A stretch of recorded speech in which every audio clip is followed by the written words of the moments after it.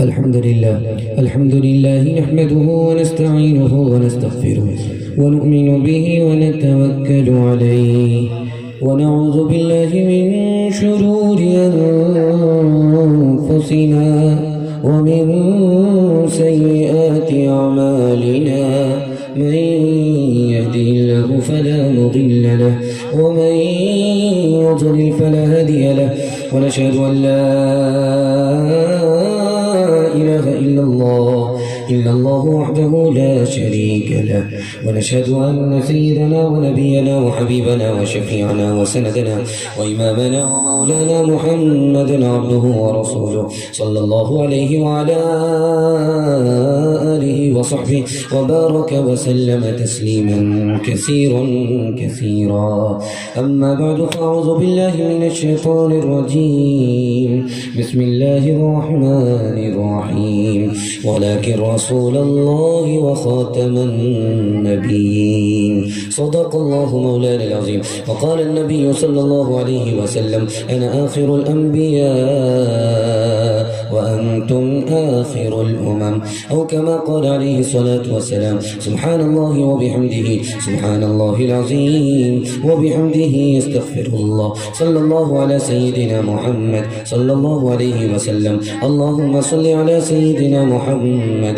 يا رب صل عليه وسلم جب جب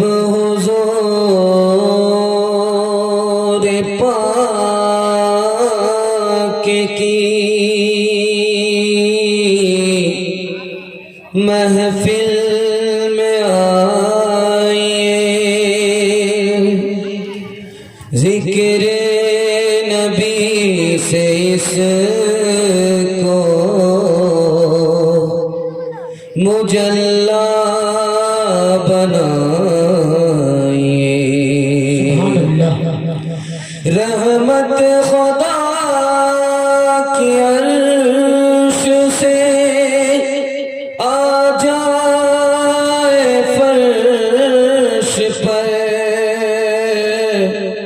قاصر بنات آپ ذرا گنگنائیے پہلے توبہ سے دل پاک کر لیجئے پہلے توبہ سے دل پاک کر لیجئے اور نام شہ انبیاء لیجئے پہلے توبہ سے دل پاک کر لیجئے آب زمزم سے پھر اپنا منہ دھوئیے اور نام شہ انبیاء لیجئے اتنا کہہ دیجئے آج قاصر ذرا آپ کی نعت گوئی کا مقصد ہے کیا آپ کی نعت گوئی کا مقصد ہے کیا گر نبی کی غلامی کی ہے آرزو تو غلام نبی سے دعا لیجئے اتنا کہہ دیجئے آج قاصر ذرا جلسہ نکل چکا تھوڑی دیر کے لیے آپ کے حوصلے پر باقی ہے اللہ اس حوصلے کو سلامت رکھے آپ جس ماحول میں بھی سن رہے ہیں غنیمت ہے میڈیکل سائنس کہتی ہے کھانا کھانے کے بعد اگر آدمی جلسہ سننے کے لیے بیٹھے تو 40 منٹ تک صرف دماغ کام کرتا ہے اس کے بعد جواب دیتا ہے لیکن یہ جلسے کی برکت ہے دستار بندی کی برکت ہے ابھی تک آپ جاگ رہے ہیں ہندوستان میں ہے قبرستان میں نہیں ہے انشاءاللہ سو کر کے سنیں گے ہاتھ اٹھا دیجیے سو کر کے سنیں گے ہاتھ اٹھا دیجیے ذرا دھیان رکھیں 3 سوال سے پیغام شروع ہو رہا ہے تیزی کے ساتھ آپ کا جلسہ نکل رہا ہے آپ کو بھی پتہ نہیں چلے گا ہمیں بھی پتہ نہیں چلے گا محبت میں تیزی سے جلسہ نکل جائے گا دعا سے پہلے تھوڑی دیر کے لیے رکا ہوا ہے قبولیت کی گھڑی میں آپ لوگ جلسہ سننے کے لیے بیٹھے ہیں میرا پہلا سوال ہے اللہ کے رسول نے حضرت جبریل کو اصلی حالت میں کتنی بار دیکھا 4 بار دیکھا کہاں کہاں دیکھا یہ میرا پہلا سوال ہے نبی صلی اللہ علیہ وسلم کا سینہ 4 مرتبہ چاک ہوا کب کب ہوا کیسے کیسے ہوا یہ میرا دوسرا سوال ہے اللہ کے نبی کے اوپر آسمان سے زمین پر اللہ کا پیغام کتنی بار آیا یہ میرا آخری سوال ہے انشاءاللہ نبی کی سنت پر جیئیں گے نبی کی سنت پر مریں گے ہاتھ اٹھا دیجئے انشاءاللہ بیوی سے پوچھ کر کے داڑھی رکھیں گے ہاتھ اٹھائیے انشاءاللہ ذرا دھیان رکھیے گا، 3 سوال ہے، پیغام شروع ہو رہا ہے۔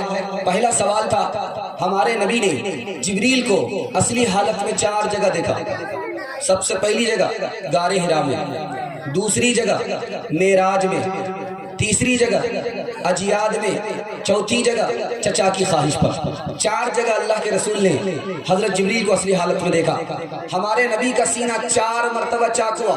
جب 3 سال کی عمر تھی اس وقت سینہ چاک ہوا، جب 10 سال کی عمر تھی اس وقت سینہ چاک ہوا، غار حرا میں پہنچے وہاں سینہ چاک ہوا، اور معراج میں پہنچے وہاں سینہ چاک ہوا۔ 4 بار ہمارے نبی کا سینہ چاک ہوا۔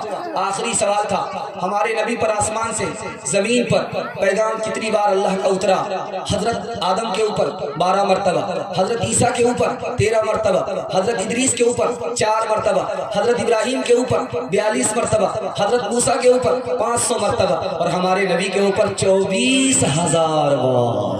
خدا ہے مہرباں، بولو بولو ہے مہرباں، بولو خدا ہے مہرباں، بولو بولو ہے مہرباں، بولو سائنس ٹیکنالوجی میں ماہر بھی بناؤ، اور ظاہر و باطن میں طاہر بھی بناؤ، پہلے تو انہیں یارو مسلمان بناؤ، خدا ہے مہرباں، بولو ہے وہ مہرباں، بولو تاجر بناؤ، شوق سے افسر بھی بناؤ، اور ان کو مقدر کا سکندر بھی بناؤ، پر اپنی مغفرت کا سامان بناؤ، خدا ہے مہرباں، بولو ہے وہ مہرباں، بولو۔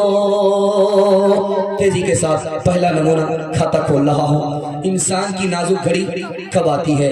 وہ گھڑی جب نکل جاتی ہے وہ ہاتھ ملنے کے سوا کچھ نہیں ہوتا ہے۔ آپ لوگ مکمل سنیں گے، ہاتھ اٹھا دیجیے انشاءاللہ۔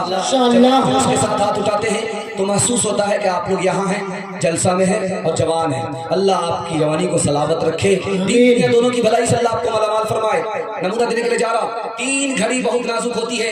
ایک وہ گھڑی جس پر مسلمان پیدا ہوتا ہے، جس پر انسان پیدا ہوتا ہے، وہ گھڑی بہت نازک ہوتی ہے۔ اگر خدا کافر کے گھر میں پیدا کر دے تو آپ کا کیا اختیار ہے؟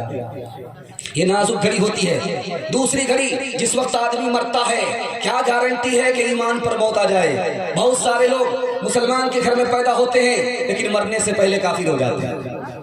یہ گھڑی بہت خطرناک ہوتی ہے جس وقت آدمی کا انتقال ہوتا ہے۔ تیسری گھڑی بہت خطرناک ہوتی ہے جب مرنے کے بعد بندہ خدا کے سامنے کھڑا ہوگا۔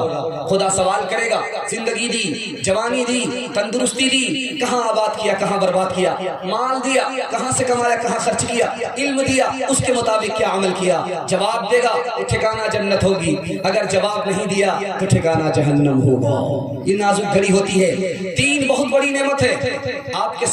آپ یہاں بیٹھے ہیں، چھوٹی ہی تعداد ہے، لیکن آپ سے جب پوچھا جائے کہ آپ خوشحال ہیں تو آپ کہتے ہیں کہ ہم بدحال ہیں، لیکن میں بتاتا ہوں آپ کتنے خوشحال آدمی ہیں۔ اگر آپ تندرست ہیں، بیمار نہیں ہیں تو خوشحال آدمی ہیں آپ کو گھر میں فرصت ملتی ہے، ہر وقت آپ مصیبت میں نہیں رہتے، آپ خوشحال آدمی ہیں، اور آپ کو گھر میں سکون ملتا ہے، باہر میں سکون نہیں ملتا، جب گھر آتے ہیں آپ کو سکون ملتا ہے، آپ خوشحال آدمی ہیں۔ 5 چیزوں کا بھروسہ نہیں ہے، کبھی بھروسہ مت کیجئے گا۔ غیر عورت کی محبت کا بھروسہ نہیں ہے، جواری کی مالداری کا بھروسہ نہیں ہے۔ جو آدمی جوا کھیلتا ہے آج لاکھ پتی ہے کل خاک پتی ہو جائے گا، جواری کی مالداری کا بھروسہ نہیں ہے۔ مطلب کی دوستی ہے، مطلب نکل گیا تو پہچانتے نہیں، اس دوستی کا کوئی بھروسہ نہیں ہے، اس زندگی کا کوئی بھروسہ نہیں ہے، اس تندرستی کا کوئی بھروسہ نہیں ہے، اس پر گھمنڈ نہیں کرنا ہے۔ 4 چیز جانے کے بعد واپس نہیں آتی، منہ سے نکلی ہوئی بات واپس نہیں آتی ہے، کمان سے نکلنے والا تیر وہ واپس نہیں آتا ہے، جسم سے نکلنے والی روح وہ واپس نہیں ہوتی ہے، جو وقت آپ کا نکل گیا وہ کبھی واپس نہیں آتا ہے۔ دھیان سے سنیے گا، میں آپ کو سنانے کے لیے جا رہا ہوں۔ 2 ٹنکی ہے، ایک ٹنکی میں ٹوٹی ہے، کھولا جاتا ہے پانی نکلتا ہے، دوسری ٹنکی ہے ٹوٹی نہیں ہے، پانی رس رہا ہے۔ جو ٹنکی میں ٹوٹی نہیں ہے، پانی رس رہا ہے، یہ انسان کی زندگی ہے۔ جس ٹوٹی میں جس ٹنکی میں ٹوٹی ہے اس سے پانی نکالا جاتا ہے، یہ انسان کی دولت ہے۔ دولت میں اور وقت میں آسمان زمین کا فرق ہے۔ دولت کا ذخیرہ کیا جاتا ہے لیکن وقت کا ذخیرہ نہیں کیا جا سکتا۔ ایک مثال پر پیغام ختم کر رہا ہوں، انشاءاللہ کل کا ناخن لیں گے۔ دنیا کے پیچھے دین کو برباد نہیں کرے گا، ہاتھ اٹھا دیے انشاءاللہ۔ بہت خوبصورت، بڑا پیارا۔ یہ جو دنیا ہے یہ پانی کی طرح ہے 4 وجہ سے۔ ذرا دھیان دیجیے، بالکل بائی پاس لے جا رہا ہوں، آپ لوگ تھوڑا سا ساتھ دیجیے گا، اللہ آپ کو دین دنیا دونوں جہاں میں کامیاب فرمائے۔ یہ جو دنیا ہے یہ پانی کی طرح ہے 4 وجہ سے۔ پانی ایک جگہ ٹھہرتا نہیں ہے، یہ دنیا ایک جگہ ٹھہرنے والی نہیں ہے۔ پانی میں جو گھستا ہے وہ بھیگ جاتا ہے، جو دنیا میں گھستا اس کا دین برباد ہو جاتا ہے۔ دنیا میں پانی جب ضرورت سے زیادہ ہوتا ہے تو طوفان اور سیلاب آتا ہے، نقصان پہنچاتا ہے۔ جب ضرورت سے زیادہ دنیا ہوتی ہے تو دین کو برباد کر دیتی ہے۔ پانی میں رنگ بو مزہ اگر ٹھیک ہے تو پانی پیا جاتا ہے، پلایا جاتا ہے، پاک صاف پانی ہوتا ہے، لیکن جب پانی کا رنگ بو مزہ خراب ہو جاتا ہے وہ پانی برباد ہو جاتا ہے۔ حلال کے ساتھ جب حرام دنیا مل جاتی ہے تو زندگی کو برباد اور حرام کر دیا کرتی ہے۔ یہ دنیا کھیل تماشے کی طرح ہے، کھیل تماشا تھوڑی دیر کے لیے ختم ہو جاتا ہے، اس کے بعد آدمی ہاتھ ملتا ہے کہ وقت بھی الگ برباد ہوا، پیسہ بھی الگ برباد ہوا، ابھی موقع ہے، کل موقع نہیں ملے گا۔ 3 ہی دن ہماری زندگی کے ہیں، ایک تو وہ گزر گیا، اس سے نصیحت پکڑی، ایک جو چل رہا ہے یہ ہمارے ہاتھ میں ہے، ایک جو آنے والا ہے اس کی کوئی گارنٹی نہیں ہے۔ انشاءاللہ جمعہ سے نماز شروع کریں گے، ہاتھ اٹھا دیں، یہ دیکھیے، اور اس سے پہلے بیٹھ کر کے سسرال میں کھائیے گا۔ روز نماز شروع کرنی ہے، جاگتے نماز پڑھنی ہے، سوتے نماز پڑھنی ہے، نماز کی نیت کے ساتھ سونا ہے۔ ہاتھ اٹھائیے انشاءاللہ۔ ایک مثال پر پیغام ختم کر رہا ہوں۔ بادشاہ کا دربار، ایک جوان آیا، سوئی کو گاڑا، دھاگا ہاتھ میں لیا، زور سے پھینکا، ناکے سے دھاگا پاس ہو گیا، ادھر سے تالی بجی، ادھر سے تالی بجی، ادھر سے نعرہ بولا گیا، ادھر سے نعرہ بولا گیا۔ بادشاہ نے کہا کہ بڑا اچھا کرتب دکھایا ہے، 10 جوتے مارو اور 10 روپیہ انعام دو۔ لوگوں کے کان کھڑے ہوئے، اتنا بڑھیا کرتب دکھانے والا، سوئی کو گاڑا اور دھاگا پھینکا، ناکے سے پاس ہو گیا، اتنا کرتب دکھایا، اور اس آدمی کو 10 جوتے مارے جا رہے۔ تو بادشاہ نے کہا کہ پوچھو کہ میں اس کو 10 جوتا کیوں مار رہا ہوں؟ اس نے فضول کام میں اپنے وقت کو برباد کیا۔ اگر یہ پڑھنے لکھنے میں اپنے وقت کو لگاتا تو آج یہ بھیک مانگتا نہیں، بھیک دینے والا ہوتا۔ یہ محلوں، یہ تاجوں، یہ تختوں کی دنیا، یہ انسان کے دشمن سماجوں کی دنیا، دولت کے بھوکے رواجوں کی دنیا، یہ دنیا اگر مل بھی جائے تو کیا ہے، یہاں ایک کھلونا ہے انسان کی ہستی، یہ بستی ہے مردہ پرستوں کی بستی، یہاں پر تو جیون سے ہے موت سستی، یہ دنیا اگر مل بھی جائے تو کیا ہے، یہ دنیا بھی عجب سرائے فانی دیکھی،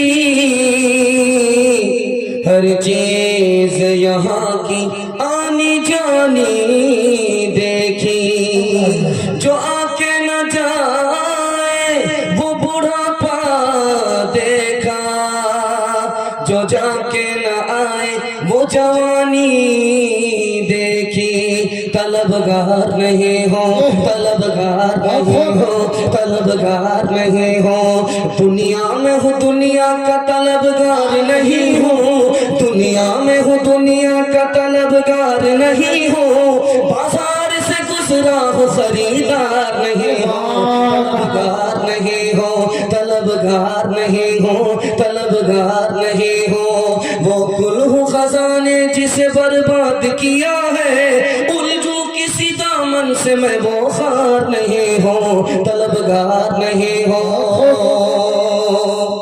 بہت اچھا آپ لوگوں نے سنا، لاج رکھ لیا، آپ میزبان تھے، میزبانی کا حق ادا کر دیا، اللہ آپ کی ہر مشکل کو آسان فرمائے۔ دوسرا نمونہ دینے کے لیے جا رہا ہوں، آپ لوگ سننے کے لیے تیار ہیں؟ بہتر آدمی کون ہے، بدتر آدمی کون ہے، اس کو آپ لوگ سنیں گے؟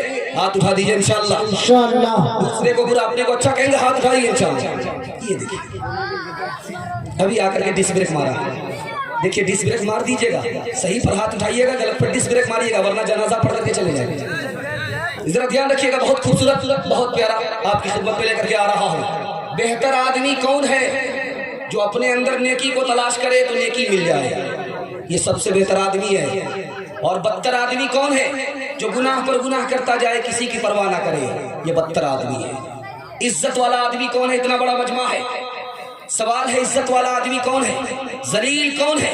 एक लाइन में जवाब आ रहा है। इज्जत वाला वो है जिसके पास अखलाक है, इज्जत वाला वो है जिसके पास अक्ल है। जलील कौन है? जो बद अखलाक है, और जलील कौन है? जो अक्ल से पैदल है। इतना बड़ा मजमा है, सवाल पूछा जाए बेवकूफ कौन है, अक्लमंद कौन है? जवाब एक लाइन में आएगा, जो अल्लाह की इबादत करे, लोगों को उसकी तरफ दावत दे, ये सबसे बड़ा अक्लमंद है। बेवकूफ कौन है? जो दूसरे की दुनिया बनाए, अपनी आखिरत बर्बाद करे, इससे बड़ा बेवकूफ कोई और नहीं हो सकता। बादशाह सामने है, आलिम सामने है, बादशाह कहता है नजात कैसे मिलेगी? आलिम ने कहा कि चुटकी में नजात मिलेगी। कहा कि वो कैसे?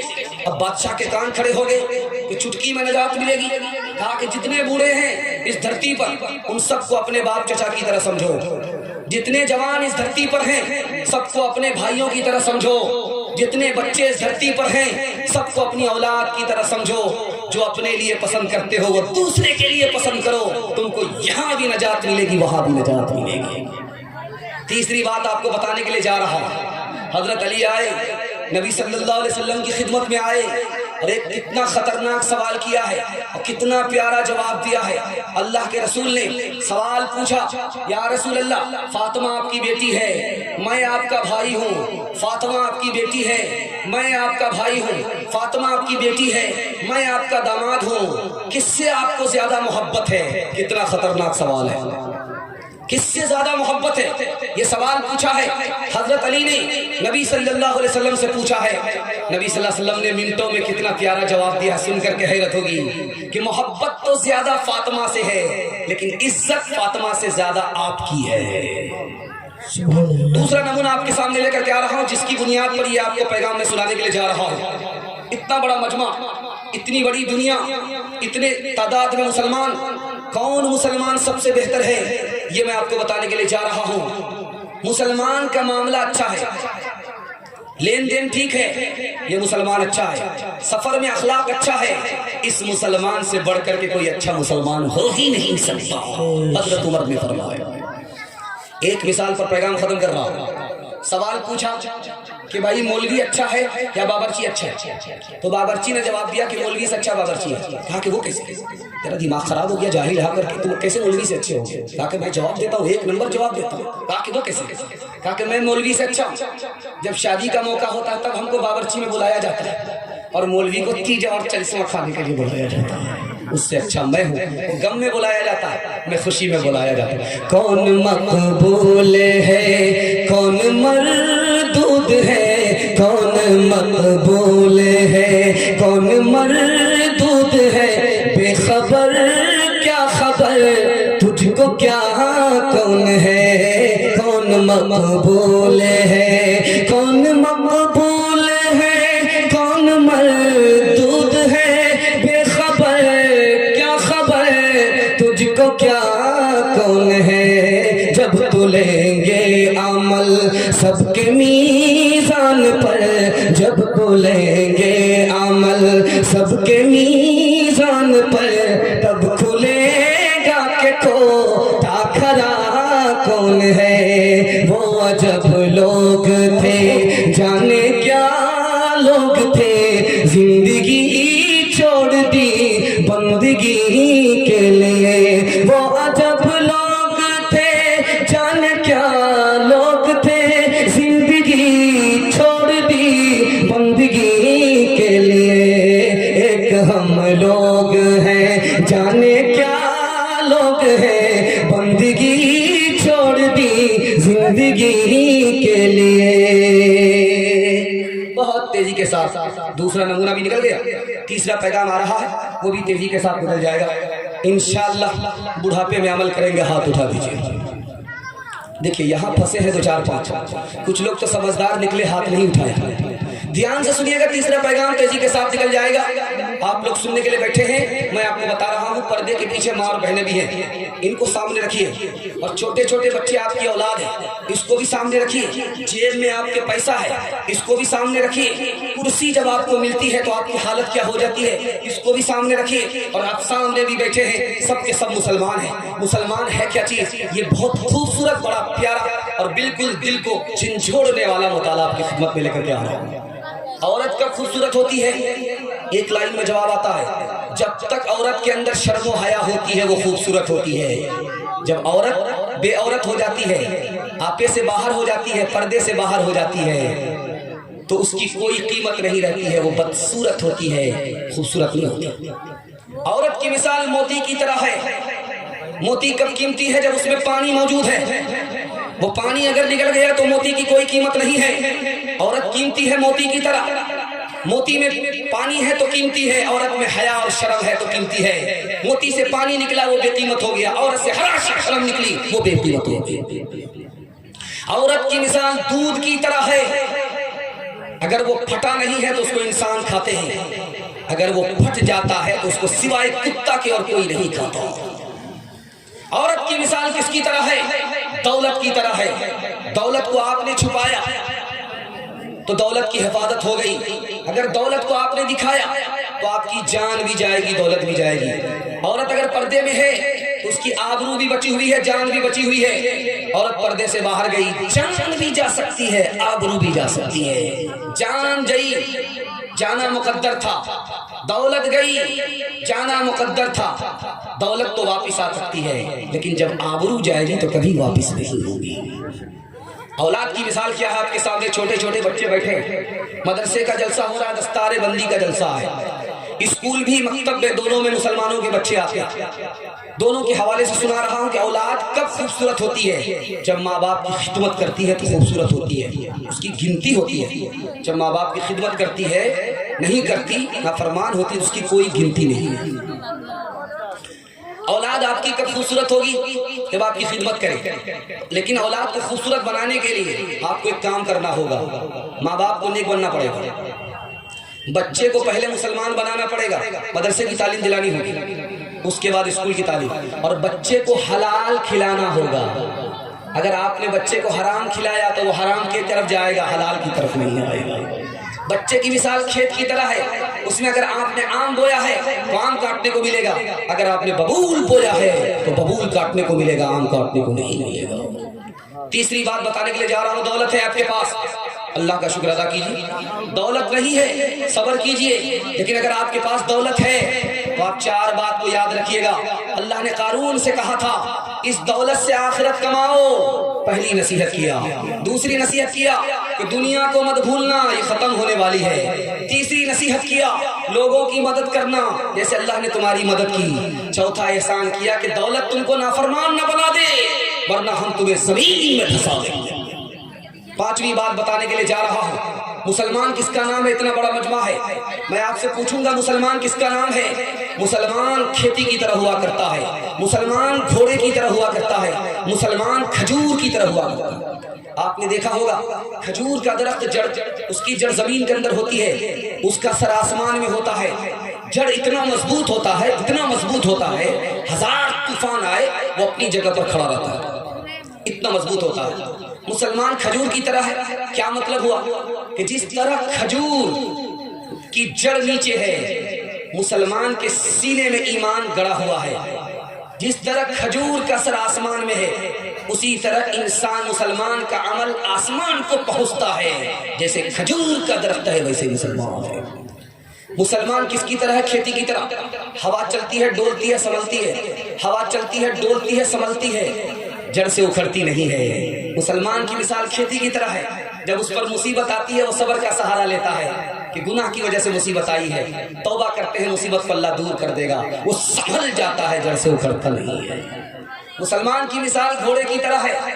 घोड़ा खाने में बंद रहता है, उसको खूंटे से बांध दिया जाता है, फिर खोला जाता है, घोड़ा निकल जाता है, لیکن پھر لوٹ کر کے وہیں آ جاتا ہے. مسلمان جتنی دور بھی چلا جائے توبہ جب کرتا ہے تو خدا سے قریب ہو جاتا ہے. ایک مثال پر پیغام ختم کر رہا ہوں. خان صاحب نے دیکھا ایک پنڈی جی کو, ایک بنیا کو دیکھا, ایک غیر مسلم کو دیکھا قبلے کی طرف پیشاب کرتا.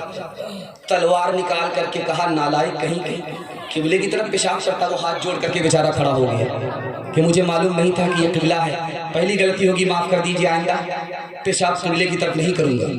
اگلے دن دیکھا یہی خان صاحب قبلے کی طرف پیشاب کر رہا.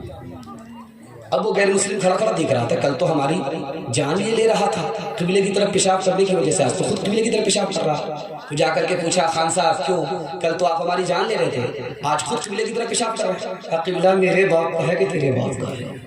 جس دور پہ نازاں تھی دنیا اب ہم وہ زمانہ بھول گئے.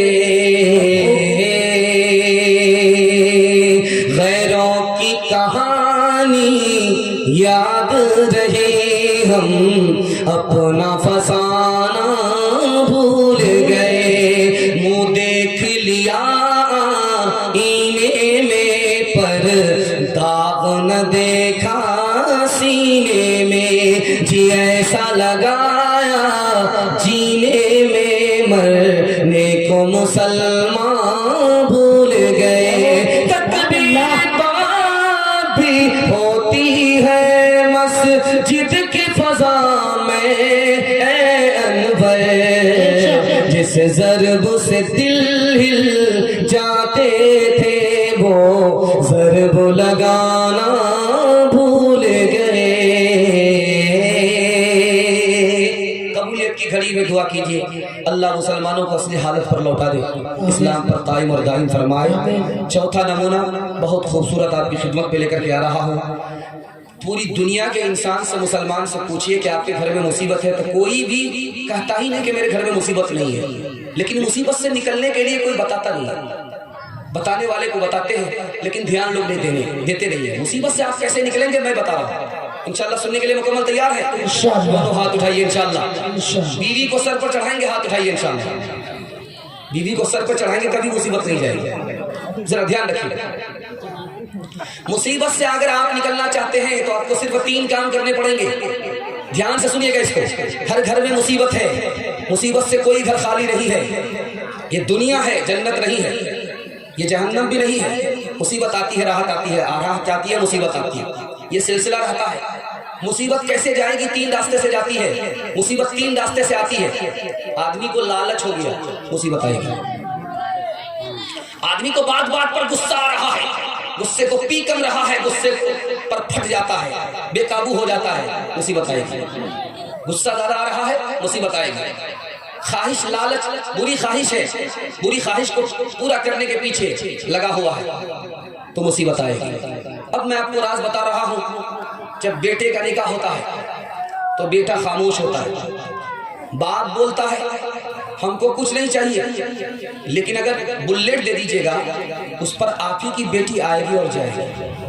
ہم کو مگر کچھ نہیں چاہیے, آپ گاڑی دیجیے گا, بلیٹ دیجیے, اس پر آپ کی بیٹی آئے گی اور جائے گی. ہم کو پلنگ نہیں چاہیے, اگر پلنگ دینا چاہتے ہیں سلیگوڑی سے منگا کر کے دیجیے, اس پر آرام آپ ہی کی بیٹی کرے گی, ہمارا اس میں کوئی فائدہ نہیں. تیسرا مطالبہ دیکھیے, ہم کو بھینس نہیں چاہیے, بچے والی بھینس دے دیجیے, اس کا دودھ آپ ہی کی بیٹی پیے گی, میرا اس میں کوئی فائدہ نہیں. کتنا بڑا گھوڑیار ہے, کتنا بڑا سیانہ ہے, کام بھی ادھر سے نکالنا چاہ رہا ہے, ادھر سے بدنام بھی نہیں ہونا چاہتا. ایک بومیار تھا, دنیا کو ٹھک کر کے جا رہا تھا, تو بیٹے سے کہتا کہ بیٹا جب میں مر جاؤں تو مجھے پرانی قبر میں دفن کرنا, نئی قبر میں دفن مت کرنا. تو بیٹے نے کہا کہ ابا حضور, ہر نیا مردہ نئی قبر میں جاتا ہے, آپ پرانی قبر میں کیوں جانا چاہتے ہو؟ کہا کہ دنیا کو ٹھک کر کے جا رہا ہوں, فرشتہ پکڑے گا, فرشتے کو جب ٹھگ لوں گا تو وہاں بچ جاؤں گا, جب پرانی قبر میں جاؤں گا تو فرشتہ پوچھنے کے لیے آئے گا, تو کہیں گے ابھی تو پوچھ کر کے گئے ہو, کیا بار بار دماغ خراب کرنے کے لیے آئے. انصاف سے بتائیے, آپ نے گاڑی مانگی, آپ نے پلنگ مانگا, آپ نے بھینس مانگی, یہ جو آپ کو ملا اس کو کیا کہتے ہیں؟ اس کا نام ہے رشوت. رشوت حرام ہے. آپ نے جو مانگا آپ کو رشوت ملا, गाड़ी मिली तो ये रिश्वत में मिली, पैसा मिला तो रिश्वत में मिला, पलंग मिला है तो रिश्वत में मिला है, भैंस मिली है तो रिश्वत में मिली है। गौर करने वाली बात है इंसाफ से कि इंसाफ से बताइए, ये गाड़ी किसकी हुई? बेटी दामाद की। ये पलंग किसका हुआ? बेटी दामाद का। ये भैंस किसकी हुई? बेटी दामाद की। इस बानर बाप को क्या मिला? नाना की हुंडी। ये दूसरे की दुनिया बनाया, अपनी आखिरत बर्बाद किया। मैं हाथ जोड़ करके आपसे कहता हूं, आप दूसरे की दुनिया बनाने के लिए अपनी आखिरत बर्बाद मत कीजिए। आपको अल्लाह के यहाँ अकेले जाना है। इस दुनिया में आप अकेले आए हैं, अकेला ही आपको हिसाब देना होगा। दूसरी बात, हम कहाँ हराम कमाते हैं ये आपको बताने के लिए जा रहा है। कोई हमसे कर्ज मांगने के लिए आता है, हम उसको कर्ज देते हैं, उसके बाद क्या कहते हैं कि 10,000 रुपए दिया है, 15,000 रुपए लूंगा। कर्ज दे करके सूद कमाते हैं। आपको मालूम है, अगर आपने सूद को हराम नहीं समझा, हलाल समझा, उसी दिन आपका आखिरी दिन होगा, उसके बाद आप मुसलमान नहीं रहेंगे। एक चवन्नी सूद की अगर आपके पास आई है, एक चवन्नी की आज कोई कीमत नहीं है, बच्चा भी उठा करके फेंक देता है, लेकिन उस चवन्नी की बुराई दिखाने के लिए जा रहा हूं, मां से 36 बार जिना करने के बराबर है। जब वो सूद आपके पास आया, आपने सूद कमाया, तो गौर करने वाली बात है, अमेरिका 74 साल में बर्बाद हो गया। आप क्या सूद से तरक्की करेंगे? कुरान सच्चा है, नबी की ज़बान सच्ची है, खुदा ने कह दिया वो अटल है। अमेरिका 74 साल में बर्बाद हो गया। आप जब बर्बाद होंगे तो आपको कोई उठाने वाला नहीं। तीसरी बात को आप याद रखिए, कहां आदमी का ईमान बदल जाता है जब दुनिया सौदा करती है, लालच देती है। मणिपुर में एक जगह है, पूरी बस्ती मुसलमानों की थी, वहां इस्लाम का दुश्मन पहुंचा, उसने पैसा उछाला, क्या कहा? नौकरी भी देंगे, छोकरी भी देंगे, ईसाई बन जाओ। पूरी बस्ती मुर्तद हो गई, मुसलमान नहीं रही। इंसाफ से बताइए, पैसा मिला, नौकरी मिली, लड़की मिली, ईमान का सौदा हो गया। वो इंसान बेवकूफ है या अक्लमंद है? ये मिसाल मैं आपके सामने रखने के लिए जा रहा हूँ। इतना बड़ा सौदा कर लिया उसने, आपको सुनकर के हैरत होगी। वसीम रिजवी कहता है, जब मैं मर जाऊं तो मुझे जलाना, दफन मत करना। क्यों? इसलिए कि पेट में हराम आया। दूसरा नमूना आपके सामने लेकर के आ रहा है, लखनऊ में कमेटी बैठी मुसलमानों की, कहा कि मुसलमान जब तक सूद नहीं खाएंगे तरक्की नहीं करेंगे। किसकी वजह से कहा? पेट में हराम आया। तीसरी बात बताने के लिए जा रहा हूं, आदमी कहता है कि खुदा से क्या मांगना, उसका काम है इससे लिया उसको दिया, मांगो तो बड़े पीर साहब से मांगो। ये किस वजह से? पेट में हराम आया। तीसरी बात को बताने के लिए जा रहा हूं, नबी नबी हैं लेकिन शादी ब्याह के नबी नहीं हैं, नमाज रोजा के नबी हैं। ये किस वजह से आया? पेट में हराम गया तो जबान पर कुफ्र आ रहा है, मिनट मिनट में ईमान जा रहा है, ईमान का जनाजा उठ रहा पता भी नहीं है। रमजान का महीना आ गया तो क्या कहता है? अल्लाह को भूखा मार करके क्या मिलता है? रोजा वो रखे जिसके घर में दाना नहीं है। नमाज के उठक बैठक से क्या होता है? ये किस बुनियाद पर आया कि हलक के नीचे हराम उतरा, पूरी जिंदगी को हराम बना दिया। एक मिसाल पर पैगाम खत्म कर रहा हूँ। शादी का मौका था, आज से 150 साल पुरानी बात है। ये मोबाइल का जमाना नहीं था, लड़की ने लड़का को देखा नहीं था। एक ही मजलिस में लड़की भी बैठी हुई है, एक ही मजलिस में लड़का भी बैठा हुआ है। काजी साहब निकाह पढ़ाने के लिए आए और काजी साहब बैठे, लड़की से कहा कि तू तैयार है फला लड़का से निकाह करने के लिए? तो कहा कि लड़का कहाँ है? तो कहा कि वो दाढ़ी वाला जो बैठा हुआ है वही लड़का है, आलिम है, दाढ़ी वाला है, नबी की सुन्नत चेहरे पर है, यही लड़का। तो लड़की खड़ी होकर के बड़ी मजलिस में कहती है, मुझे दाढ़ी वाला लड़का पसंद नहीं है। अब जो काजी साहब निकाह पढ़ने, ये चवन्नी शैतानों को थोड़ा सा संभालिए। बस जलसा खत्म होने वाला है बाबू, थोड़ा सा सब्र कर लो, थोड़ा सा सब्र कर लो। जलसा निकलने वाला, आधा निकल चुका है, थोड़ा सा सिर्फ बाकी है। जरा ध्यान रखिएगा, मैं आपको सुनाने के लिए जा रहा हूँ। लड़की बड़ी मजलिस में खड़ी होकर के कहती है, खड़ी होकर के लड़की कहती है बड़ी मजलिस में, मुझे दाढ़ी वाला लड़का पसंद नहीं है। नुक्ते की बात को जरा ध्यान में रखिएगा जो मैं आपको सुनाने के लिए जा रहा हूँ। भरी मजलिस में लड़की ने कहा है कि मुझे दाढ़ी वाला लड़का पसंद नहीं है। और जो काजी पढ़ाने वाले थे, निकाह पढ़ाने वाले थे, वो बहुत बड़े आलिम थे। سر گاڑ کر کے بیٹھ گئے. لوگوں نے سوچا کہ شرم کے مارے سر گاڑ لیا ہے, مراقبے میں گئے تھے آخر اس لڑکی نے ایسا کیوں کہا. سر اٹھایا اور کہا کہ اس لڑکی نے ایسا کیوں کہا, اس کے باپ نے اس کو حرام کما کر کے کھلایا, پیٹ میں حرام ہے اس لیے سب کچھ قبول ہے, نبی کی سنت قبول نہیں ہے. داڑھی کو ناپسند جو کرتی ہے لڑکیاں, داڑھی کو ناپسند جو, داڑھی کو ناپسند جو کرتی ہے لڑکیاں, ان لڑکیوں سے شادی گوارا نہ کیجیے, ان لڑکیوں سے شادی گوارا نہ کیجیے. انشاءاللہ ایسی لڑکی سے شادی نہیں ہوگا, ہاتھ اٹھا دیجیے. بوڑھے لوگ غلطی سے ہاتھ اٹھائیے گا, دوسری شادی آپ کی ہونے والی نہیں ہے. دنیا میں عورتوں کی کوئی عزت نہیں رہی, بی فاطمہ سے اب کوئی عورت نہیں رہی. ہوٹل میں بیٹھ بیٹھ کے کھاتی ہے ناشتہ, آنچل گرا کے سر سے یہ چلتی ہے راستہ. ہوٹل میں بیٹھ بیٹھ کے کھاتی ہے ناشتہ, آنچل گرا کے سر سے یہ چلتی ہے راستہ.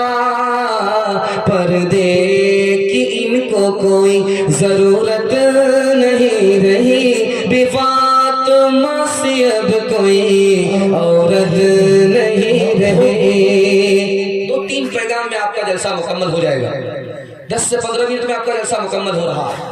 آپ لوگ مکمل کرانے کے لیے بیٹھے ہیں, ہاتھ اٹھا دیجیے انشاءاللہ. بہت خوبصورت نمونہ آپ کی خدمت میں لے کر کے آ رہا ہوں کہ دشمنی سے انسان کتنا پیچھے ہو جاتا ہے. اس کو ذرا دھیان سے سنیے گا, دھیان سے سنیے گا. ہر آدمی کا اس سے تعلق ہے, اس کو دھیان سے سنیے گا. 3 وجہ سے آدمی ترقی نہیں کرے. گناہ جب زیادہ ہوگا ترقی نہیں کرے گا, قرض جب زیادہ ہوگا تو ترقی نہیں کرے گا, دشمن جب زیادہ ہوں گے تو ترقی نہیں کرے گا.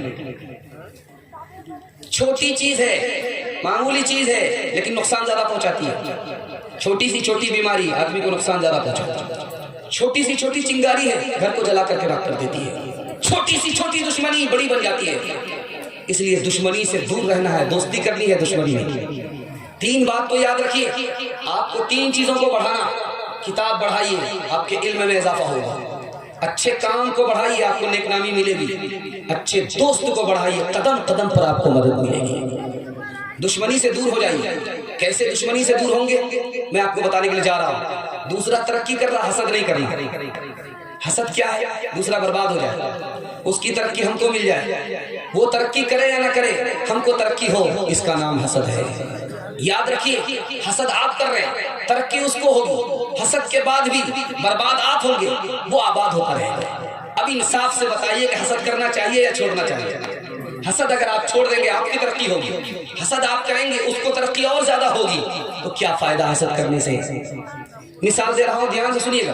دوسری بات, انگریز نے مسلمانوں کو آپس میں کیسے لڑایا, میں آپ کو سنانے کے لیے جا رہا ہوں. انگریز نے مسلمان سے کہا کہ تم ترکی ہو, وہ عربی ہے.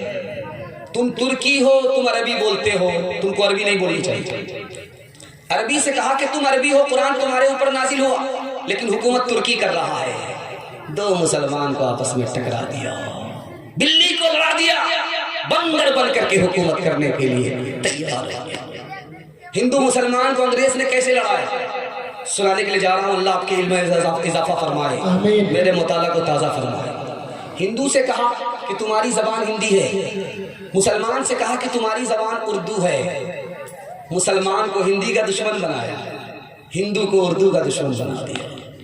دوسری دشمنی کیسے پیدا کر دی ہندو مسلمان میں انگریز نے, کہا کہ تم ہندو قوم ہو, وہ مسلمان قوم ہے, دونوں کی قوم الگ نہیں ہے, قوم کے نام پر دونوں کو لڑا دیا.